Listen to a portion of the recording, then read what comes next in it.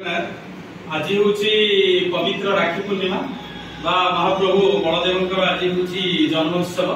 तेणु ये पवित्र अवसर में ओडिशार अग्रणी स्वेच्छासेवी अनुष्ठान ओडिशा साइन फाउंडेशन तरफ आपण मान बहुत बहुत धन्यवाद प्रकाश थाऊ कि आमर ये जो भौणी मैंने बसी ये हूँ आम अनुष्ठान द्वारा परिचालित मागणा टेलरिंग शिक्षा कार्यक्रम।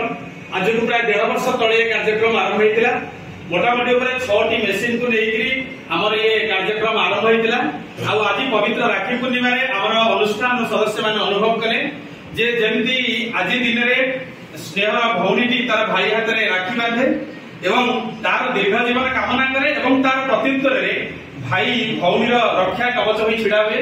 तेणु अनुष्ठान भौणी मान रक्षा कवच हिसाब से निज गोड़े निज छिड़ा हाँपाई 2 पैसा रोजगार कर परिवार आर्थिक अवस्था को आगक नापी आहरी नुआ 4टा मेसीन आज ये प्रदान कर मोटामोटी अनुष्ठान तरफ 6टा मेसीन को लेकर मागणा टेलरिंग यूनिट आम ओएसएफ द्वारा परिचालित होती।